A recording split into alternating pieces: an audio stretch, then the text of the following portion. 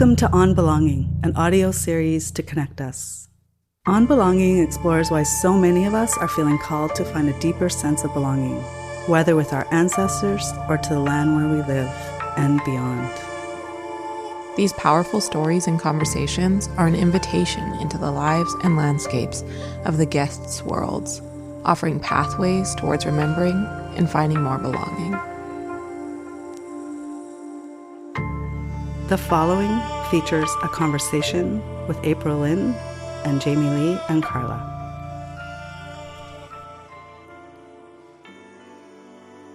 I'm currently based in London. I moved here around 8-9 years ago from Sweden, which is where I was born.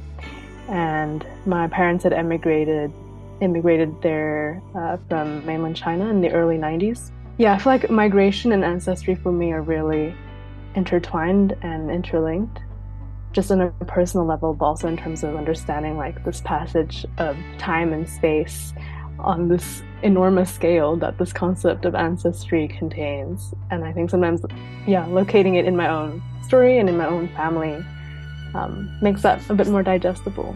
So you refer to the UK as my adulthood home, and then China as my ancestral home, and Sweden as my childhood home. And I somehow myself all exist somewhere in between these three places.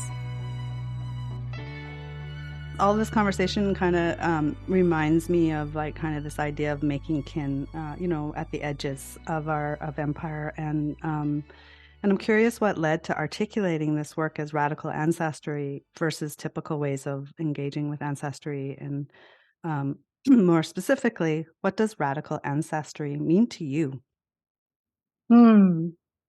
I think it's quite a core part of my exploration or my practice or my work is, like I say, investigating what role ancestry plays in these worlds that we inhabit and create in contemporary society.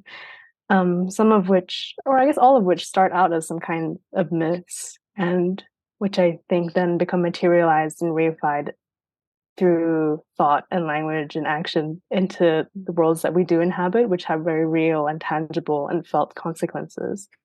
Yeah, and the ways that ancestry is part of that kind of world building, both in a speculative, more so-called fictional with quotation marks sense, but also in a very real sense, in a ways that have consequences and ripple effects beyond, our immediate time, beyond our immediate kin as well. Ancestral lineages or intergenerational and diasporic knowledges, and the role of expanding and critiquing and experimenting with notions of memory or time and space. They feature quite heavily in my works, in the sense that I envision my work as portals of some kind that can invite collaborators or audiences into another mode of being. And in this hybrid kind of fictional, semi-fictional, semi-real space, these false truths that we often inhabit in real world time, things that become kind of solidified or cemented through like late staged capitalist or colonial, post-colonial structures and power systems. These false truths can hopefully then be unlearned, is my hope via my work. And instead, we can move towards ways of living equitably with the land and with each other, or slowly relearn these things and reconnect with the ways that our cultures or our histories have practiced these things before. And as a second generation immigrant myself, with parents who have experienced like the Chinese Cultural Revolution and undergone like maybe 3 different kinds of huge economic shifts in their own lifetime, and then moved to Sweden, which has a completely different history, completely different way of living, I would feel like the sense of false truths with real consequences feels very dominant, both in my own background, and feels kind of, it's made ancestry and this way of understanding things as being inherited, and also understanding ideas as seeds that you sow for future people and future audiences, as something that's like personally and culturally relevant to my everyday. And I feel really blessed and honored to be able to work with ideas like this on a professional level and to make connections like the ones we're making right now as part of my work. And I feel like it's really a never-ending kind of journey of learning about and with these histories and having these kinds of conversations with other people who are interested in this topic, like exchanging ideas, exchanging techniques, exchanging approaches, but also people who don't work with ancestry on the professional level to see how they too embody and practice and move within that kind of topic for themselves.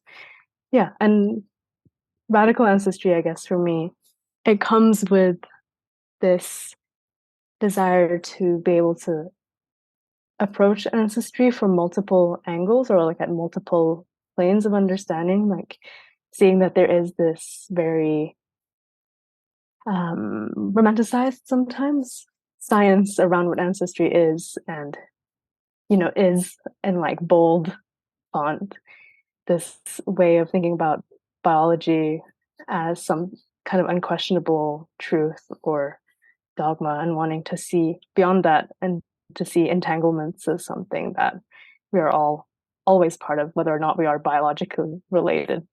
I think expanding from this biological definition of ancestry to something that is more spiritual or cultural or critical as well feels quite essential to an understanding of what ancestry is to me. Yeah, I liked even in your answer, there was sort of like a shift maybe in how you started explore the words that you were using. Like you started really like focusing in on like that relearning and like coming back to and always learning and always growing, which is something that Carla talks about like literally nonstop. Is this really beautiful way of finding connection through, like you say, kind of beyond bloodlines and in ways that we can find kinship that is so rooted in who we are and how we exist on this planet or this experience or this lived experience. Like, one of the phrases that we like to use is that it's like already in our bodies, already in our bones, already in who we are if we're like open to these conversations and open to each other and open to that kinship with things that are beyond just human experience. So connecting to the land, connecting to the flora, the fauna, the fungi, all that beautiful stuff that is like woven into our experiences that we're having. And I love this idea that like radical ancestry to you is so much more than biological, especially because that can actually be really limiting. A lot of people don't have access to that biological, quite literally inherited genes and genetics. Like it's an erasure of an experience if that's our only way of connecting to our ancestry. Absolutely. And the ways that like bloodlines, as you say, or like this very narrow understanding of who we should consider our kin has actually fostered there's so many different kinds of violence throughout history. Totally. And different kinds of like categorization or systematization of like people. And usually there's some kind of value system attached to that system. So yeah, it's like really dismantling or wanting to dismantle and think beyond that feels really, really crucial to like regrowing your own relationship with what ancestry is. Yeah, I love this conversation. I've been starting to use, I think it has a lot to do with your work, April. I'm starting using the word radcestors. We were asking people who their radcestors are, and I said, I'll start. Mine is mycelium. It's been really fun.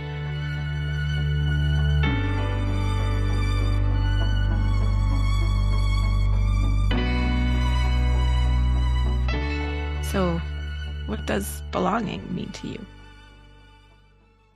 I'd say belonging means many things to me. I think the first thing that comes up for me that it's a sense of home or a sense of safety. Safety that doesn't presume a sense of like stagnancy or a sense of fixedness. I think maybe those things are often or can be conflated, right? To be like safe is just to be like comfortable and not be threatened too much. But actually belonging for me is this space where, yeah, there's perhaps comfort in being uncomfortable, or there's an openness towards discomfort, and there's a safety in knowing that like it's okay to be uncomfortable sometimes. Like some discomfort is necessary to grow. Um, and knowing that that's something that's safe to do, that it's safe to like make mistakes or safe to like venture out into different directions or draw different connections that didn't previously exist, as well as to kind of take your time getting to know the things you know even better. And yeah, I think that's like the vague kind of emotional sense that comes up in my gut when I see the word belonging. But then there's also a part of me that's maybe a bit more skeptical, maybe, in terms of how belonging is often leveraged to, yeah, perpetuate systems of violence or systems of power inequality. And then thinking also about, belonging in and of itself is not the same, right? Like there's different myths, or yeah, maybe myths is the right word. There are different myths of belonging that are used and weaponized also to further violence and to um, create divides.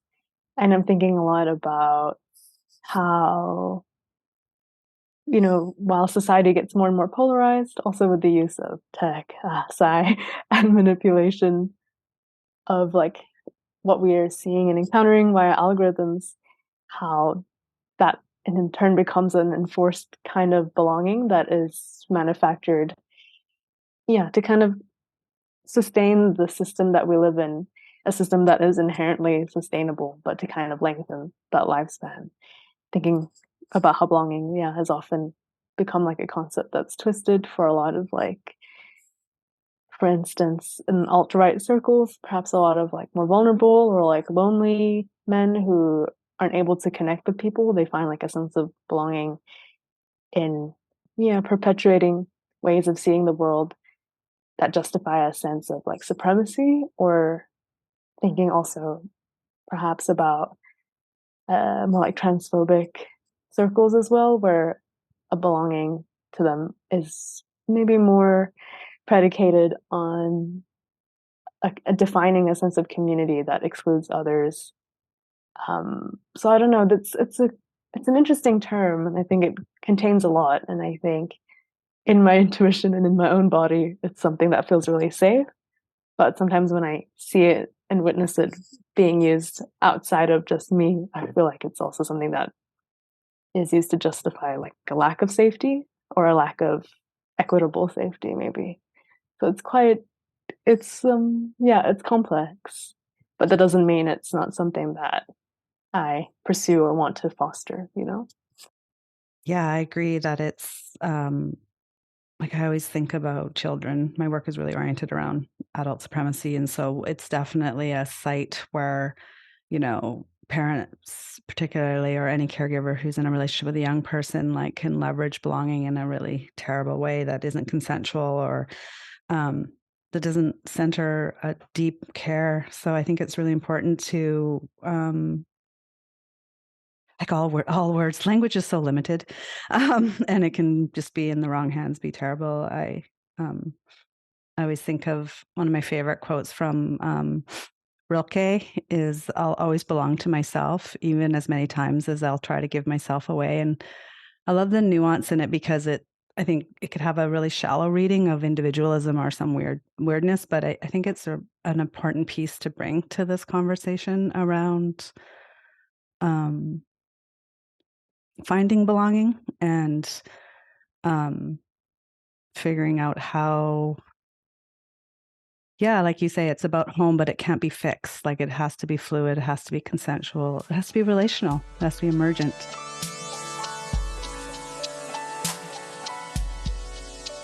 And, as kind of like these conversations around like identity and reconciling like pieces of ourself within the context of like the outside world, and actually like recognizing that the pieces of us are not separate, but in fact we're whole, and we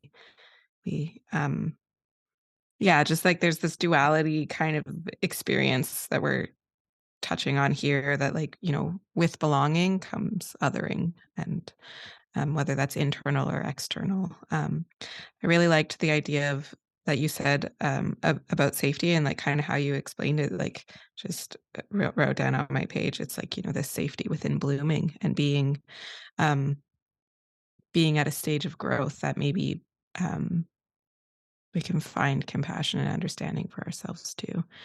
Um, and yeah, like how we embody belonging is very different than how like society and culture embodies belonging, or I can't think of the word right now, but like imposes, I guess, imposes belonging, right? So maybe you could share a memory or a time that you felt in your body belonging, or perhaps maybe speak to like where and with whom you actually feel the most connected. I Yeah, first of all, also want to say I really enjoy that tension that you mentioned between belonging and othering, or that they kind of inherently do need to coexist in order for them to exist at all. Mhm. And maybe that the part of kind of like yeah, de-romanticizing belonging also comes with like destigmatizing othering in a sense. Like obviously othering across like power divides is not good and Mhm.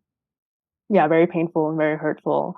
But in a sense that there does always need to be a sense of like an otherness to kind of shift your own location of self towards something. And I don't think that's like a bad thing in and of itself.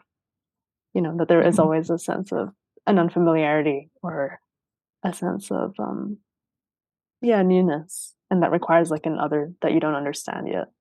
Mhm. But yes, in terms of a specific memory of a time I felt belonging, I don't know if I have a super specific like one-off memory, but I feel belonging mostly when I'm in nature or surrounded by what we call nature, more than human species of many, many kinds. In specifically in my childhood home in Sweden, which is I think where this relationship that I feel very intimately of belonging in a like natural world grew.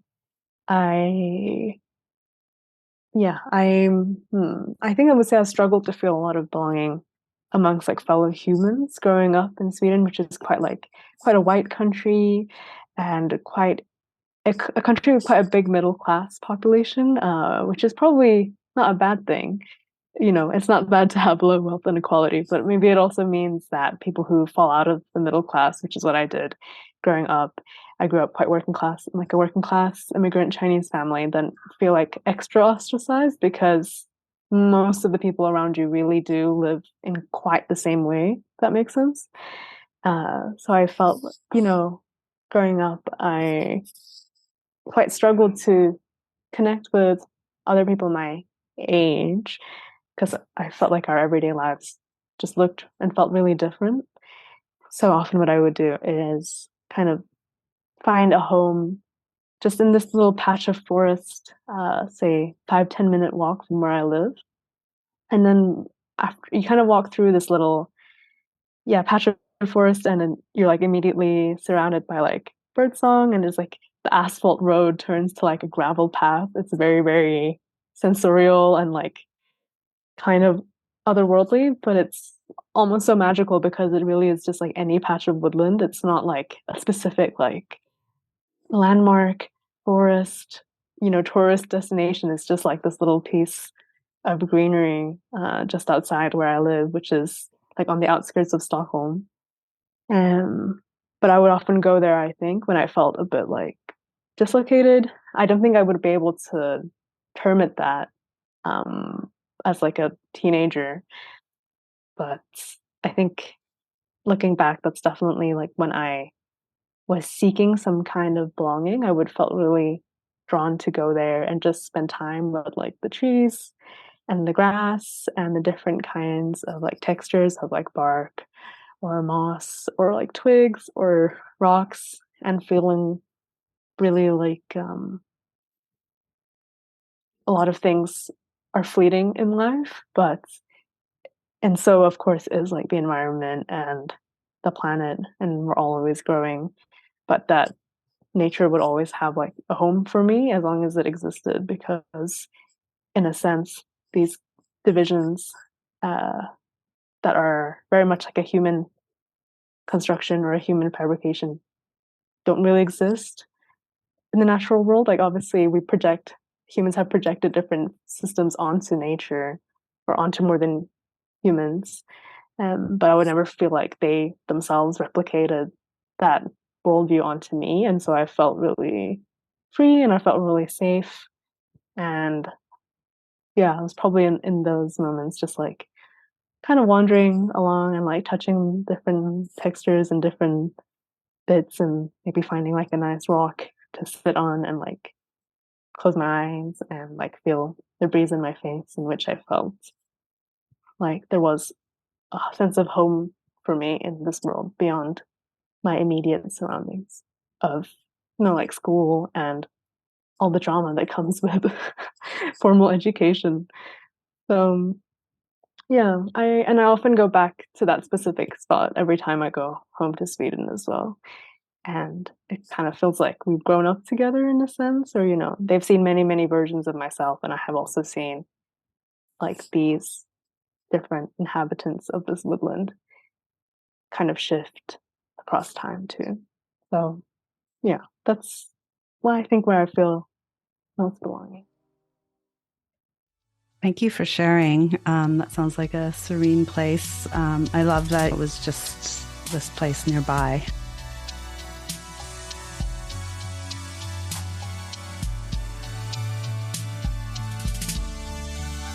Yeah, we kind of want to explore a little bit and talk about the game that you created and why you created it. Like, what was the catalyst for the earthly realm is out of balance? So, the Earthly Realm is Out of Balance is a chatbot, choose your own adventure game, and resource library in one, which, when it was online between December 2022 and January 2023, was all accessible via WhatsApp. Yeah, and in this game, the user or the player or the person typing on WhatsApp aids this character called the Interface, who is this guardian of a cosmic library of forgotten or endangered knowledges pertaining to ancestry. And the way they support the interface is by needing to answer questions or contribute reflections regarding their own relationship to ancestry and their own understanding of ancestry. And with every question that they answer or every reflection that they contribute, they move the game forward, in a sense. And yet my intention with this game was to open up discussions about how ancestry is both an incredibly personal experience, personal but simultaneously universal, how we're all bound by these differing threads of connections that span intergenerationally but also intragenerationally, like vertically and horizontally at the same time, and how our experience of these threads can differ incredibly wildly, not even person to person, but within one person's lifetime or like year to year. One's relationship to their ancestors or to ancestry as a concept can shift so much and have really huge personal and political implications. So ancestry, in a sense, was a kind of container for these questions and provocations and conflicts that happen on a micro scale individually from person to person, but also, across different selves within the same individual, but also on this huge, immeasurable scale, like sociopolitically, interspecies, planetarily. And ancestry for me seemed like a really useful and also emotional way to approach questions that otherwise might feel quite abstract or hard to kind of talk about or hard to really word. Yeah, in the sense, thinking about ancestry is something that is, again, so personal and feels like a very internal kind of musing to think about, what is my relationship to my ancestors? But inherently, ancestry is something that is shared, that you always need at least two parties to speak of ancestry, I think, and it's a relational concept. And so I kind of wanted to hold space by making this work. I wanted to hold space for people to expand who or what they might consider an ancestor, and maybe introduce, this idea that more than humans, like plants or landscapes or bodies of water or objects even, can also be ancestors, alongside, of course, people who are not in our biological lineage. Yeah, that can be a little starting point for this work. Mm-hmm.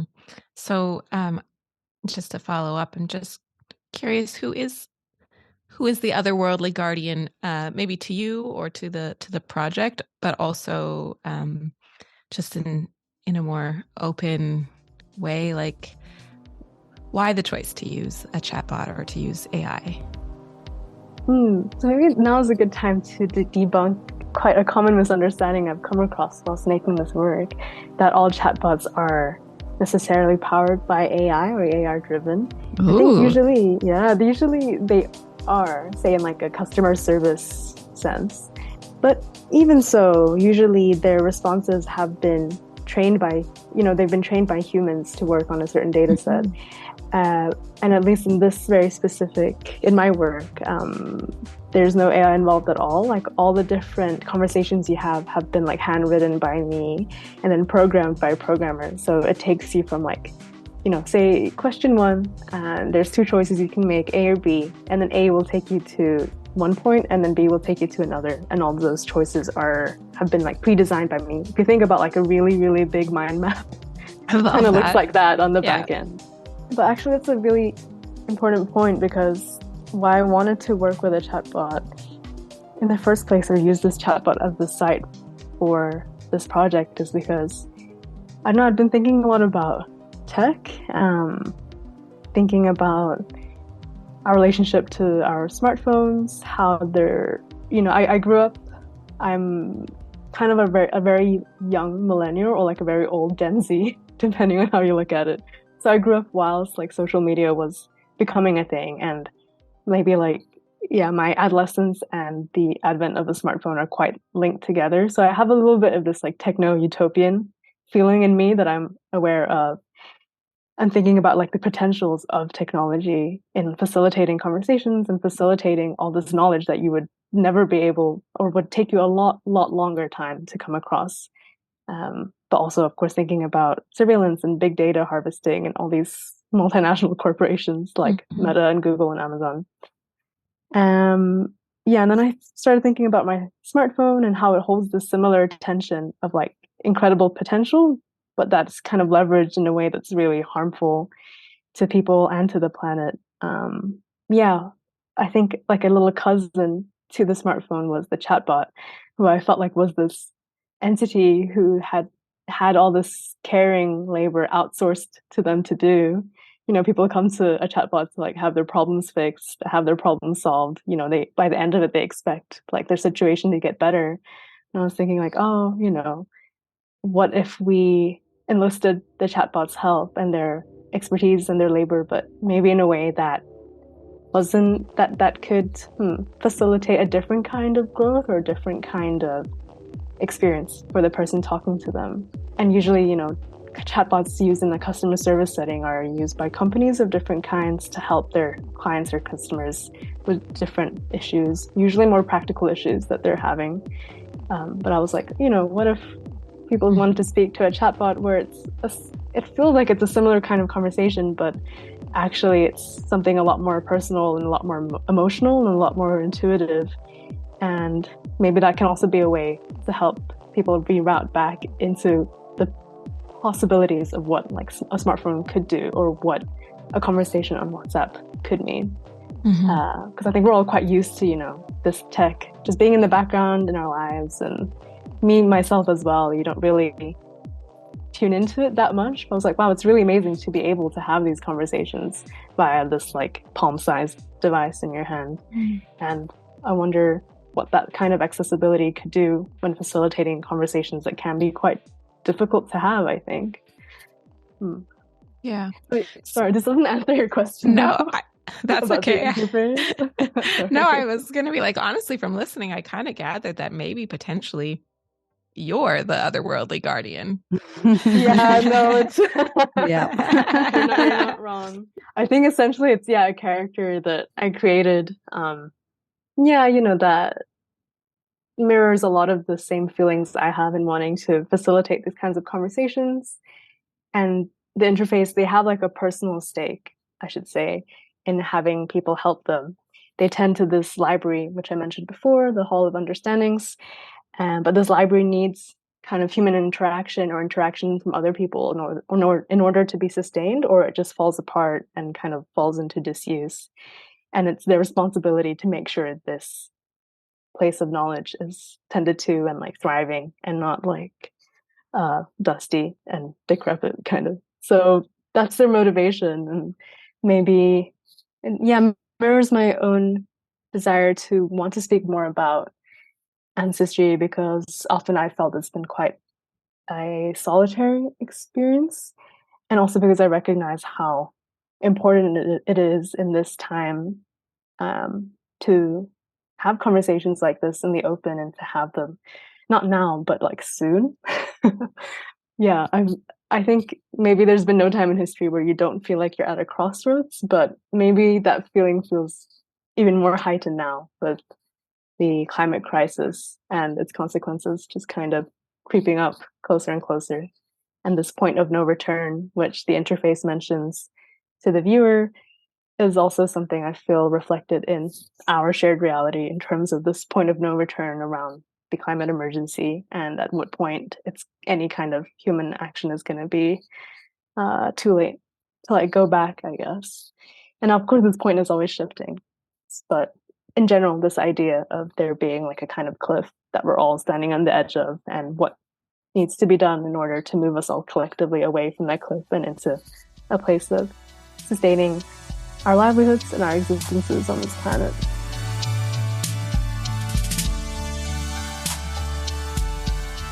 There's so much here to unpack.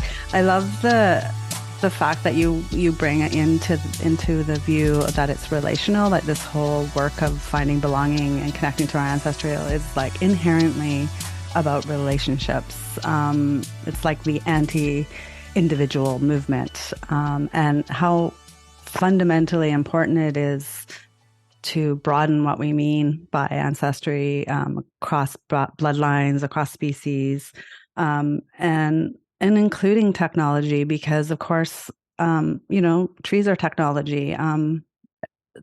Like we can get really narrow when we talk about what technology is, and I think we all know this, but I'm going to say it anyway. But like, it's the use of technology what the problem is, and of course, the extraction of people's lands and bodies and resources that are where the problems are, and of course, the addiction stuff maybe, or the distraction of our smartphones too is all part of this. So I love that you're disrupting that. It feels like a huge intervention into what it could mean to connect in this way. And I think,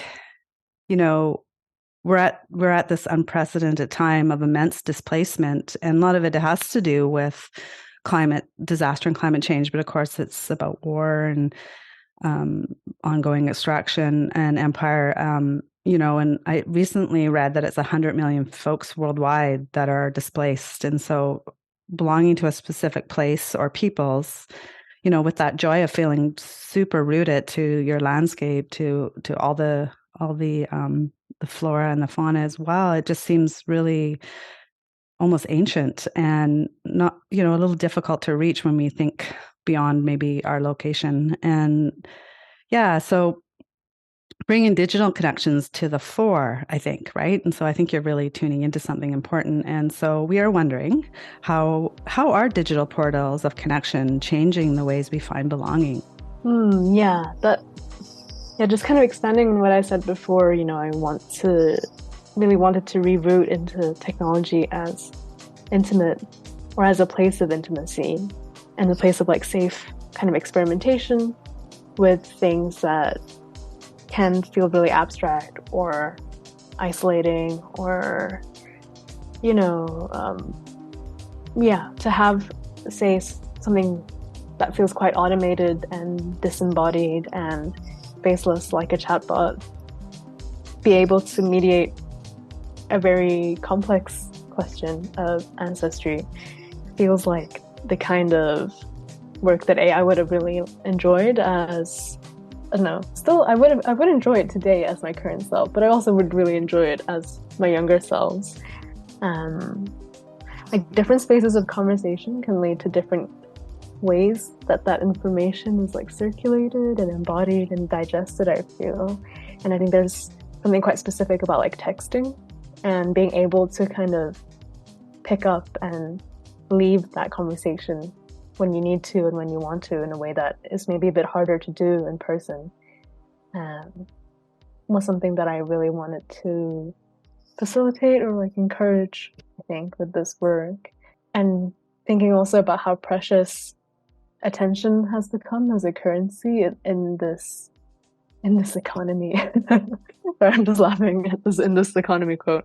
But no, but for real, like you know, when all these big tech companies are like vying for our attention and there's a lot of things being made and a lot of content being created, I feel like it's also in this project and in my work in general, I feel really grateful, I think, to a viewer who has chosen to spend their precious time and precious energy with work that I've made when they could be doing about a billion other things. And it's almost like this gift that I want to give back to them. It's like, okay, you've chosen to spend some time and give this project a shot, then maybe in return I can offer you different ways of understanding some things that you're already interested in, and hence this feeling of this being a choose your adventure game that is ultimately user-led. That means that if the person is not interested at all, they can send one text and be like, you know, this is not for me, I'm not interested anymore, and leave it.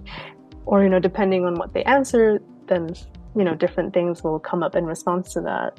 So I want to see tech also as a way of meeting someone where they are at and kind of showing them different directions in which they can move, and then letting people make that choice with their own full agency and in their own kind of time and space. So that's maybe one specific way that I feel like belonging. I wanted to nurture belonging, I think, through this work. And I think that was always something that was quite explicit for me as well in the making of it. Like I never wanted to do it just as like a thought experiment because there's so many other things I could be doing with a thought experiment, to be honest. Like everything is interesting, but it's like at the end of the day, I really feel, you know, I think back to the works that have touched me and led me to where I am now. And I feel like I kind of want to do those justice in a sense. And I noticed that in works like that, they've really taken the time and energy out to like connect with me. So maybe that's something that I'm in turn replicating. It's like an ancestor of mine, if you will. Mhm. I think like weaving something Carla said and something you said, April, together, like, you know, it's like the tools and the way that we use them. And then you were kind of saying like in this economy, but really it's like these landscapes, right? If we think about like, you know, physical geographical world around us and like going to watch a sunset or being on the beach or whatever, we choose these, oh, there's a deer walking past my window. Um, like literally right now, speaking of Wow, landscapes. they want to be part of the Right? conversation. So cute. Hello, beautiful dear. Yeah, they always walk down my driveway and they're so sweet this time of year. Um, yeah, anyways, they like the landscapes of like our physical surroundings, like really we choose those like when we need a recharge. And if we kind of lean away from that whole narrative around like technology no matter what, or like being on your phone or being on your computer or whatever, being on screens is always bad for you, and instead say like what landscape are you immersing yourself into. And yeah, maybe like escapism and coping is a part of that, but also like what if it's filling you up through these digital portals that like you here have so carefully curated and made a place of love that might actually feel as good as going to sit and watch a sunset in your favorite spot or whatever. Like thinking of the digital landscape in more similar ways as we think about like our physical landscapes and how we can um, Yeah, like Mm. not be so bogged down in the yeah, in like that screens are bad and they take you out of this physical reality or whatever. Exactly. And there really is this feeling, at least, that like using a phone or looking at a screen is a disembodied experience, which in a sense it is, it's very like eye and head heavy. But the body Mm-hmm. is such a big part of interacting with this technology. Like Mm-hmm. I've always, one thing that really drew me to wanting to make this work accessible on WhatsApp so that people can use it on their phones or their iPads, etc., is that people aren't tied down to like a specific time and place. Like they can be doing it on the toilet, in bed, Mm-hmm. before they go to sleep, like whilst they're like queuing for like, I don't know, something. Queuing to Mm-hmm. borrow a book at the library was the first scenario that came to mind. But I was like, maybe that's not that relevant anymore. But that just they can this journey this journey accompanies people through like different points in their day, and that in Mm-hmm. itself is a really embodied kind of variation Mm-hmm. of Mm-hmm. wanting to experience and sit with the work. Mm-hmm. Mm. And in fact, like finding connection to the world around you might not be possible in your physical surroundings, but could be possible if you're in the right landscape on your tech.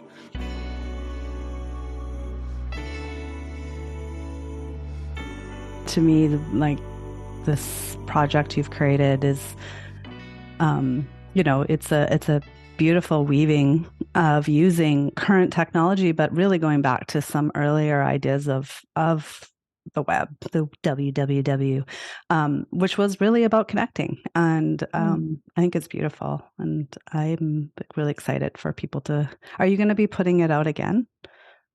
I think when the right time and place allows, yes. Mhm. I don't think it's going to be a one-time thing. So it's more like, Right. when will the next times be? I'm not sure yet. Beautiful.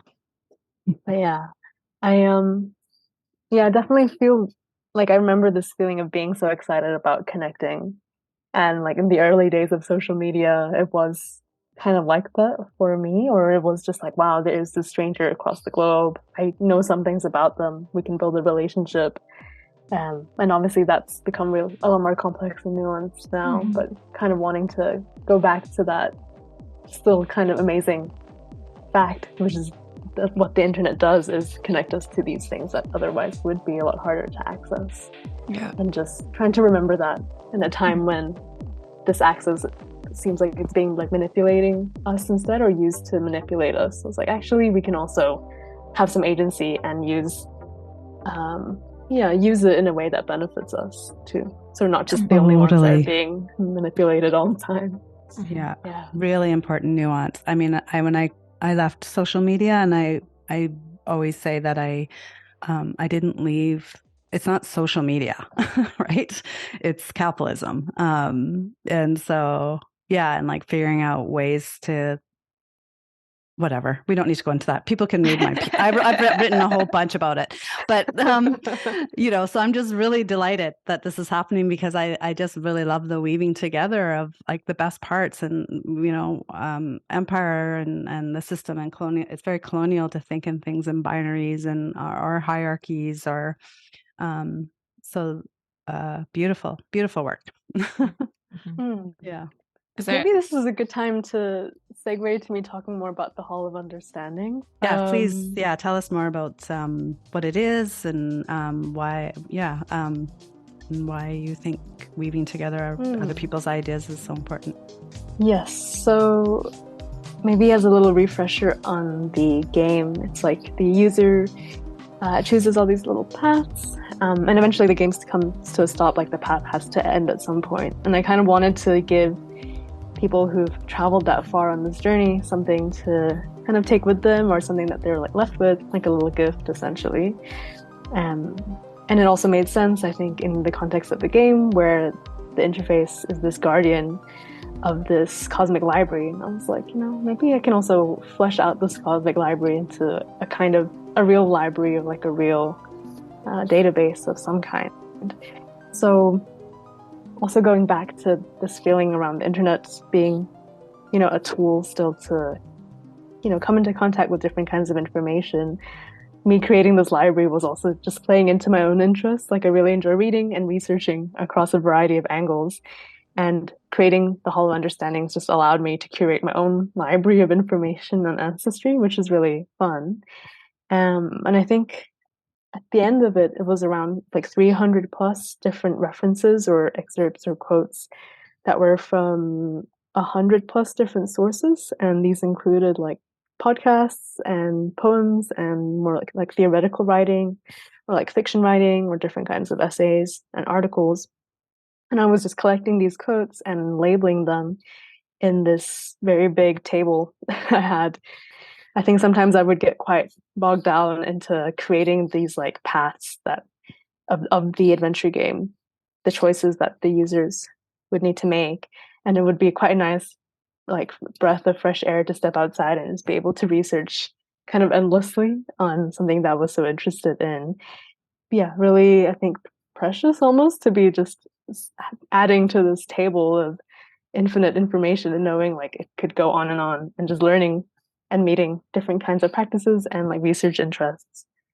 Um, and feeling like, we're all, expanding ancestry to almost think about different people who have come before me in their study and their work of this topic as well, which was really nice. But like meta ancestors almost. Yeah, I love your list. I love it so much. I look at it often.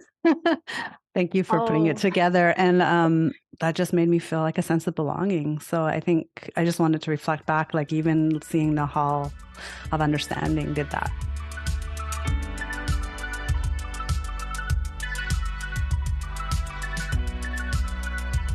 Yeah, so kind of, in the face of empires, like the systems, the various systems that have this hold on our collective lives, and often violently pushing many of us to remain siloed in our individual lives, or like a bloodline nuclear family, or um, just a grouping in that way.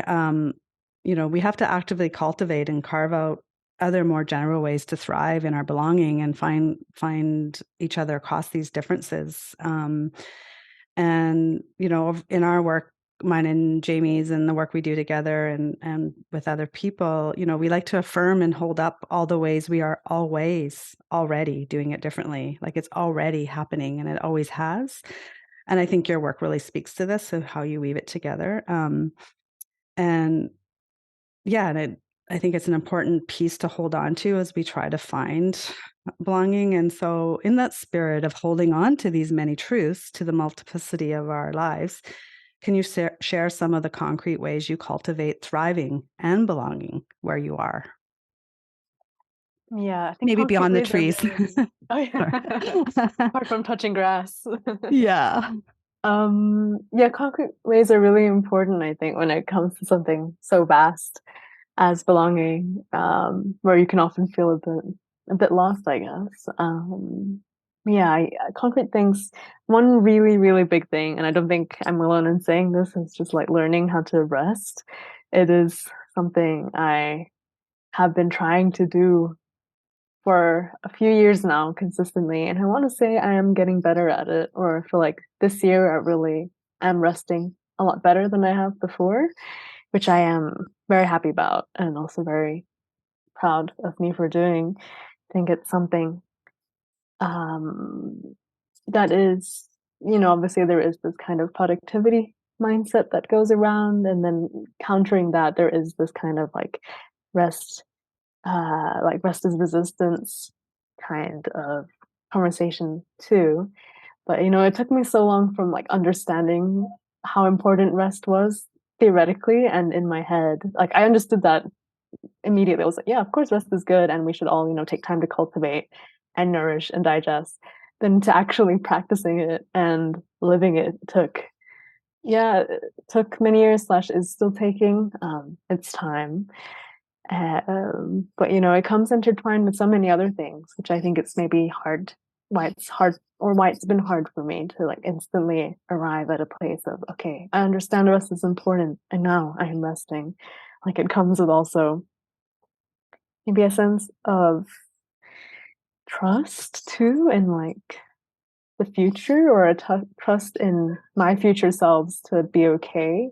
And that's then intimately linked to like, a lot of sense of anxiety or like needing to like control things, and especially when it comes to work, then I would often feel like, well, if I don't do it as like a freelancing full-time artist, then no one's gonna do it. So I really do need to do it, and I can't really rest.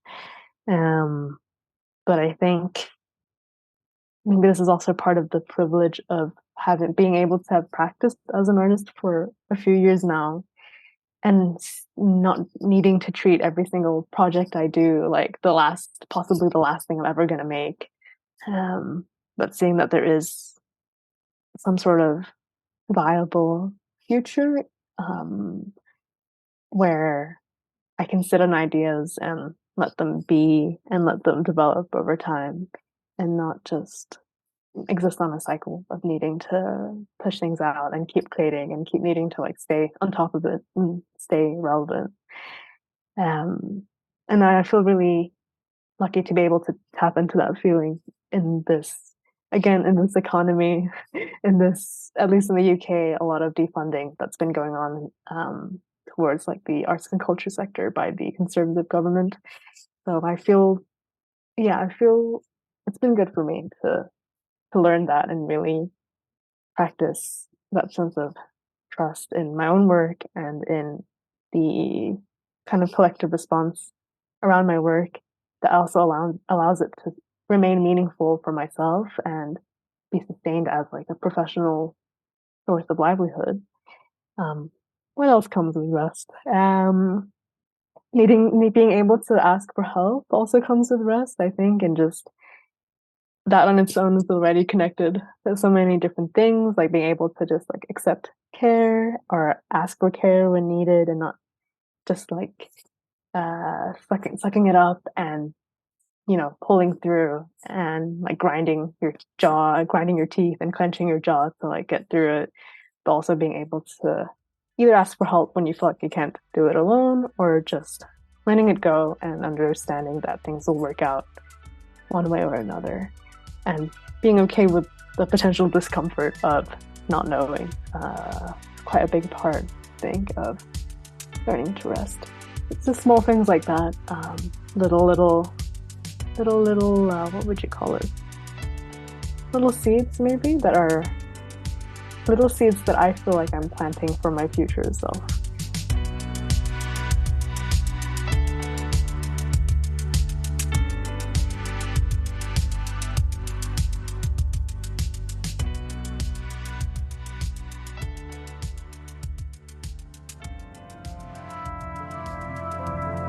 Thanks for listening to On Belonging. This episode featured April Lin with music by Awareness and Sargoat. On Belonging is curated by Carla Joy Bergman and Jamie-Leigh Gonzalez, with tech support by Chris Bergman. The show's awesome theme music is by Awareness. On Belonging is a Joyful Threads and Ground and Futures creation. Please visit groundandfutures.com for show notes, transcripts, and to read more about On Belonging. Till next time, keep walking, keep listening.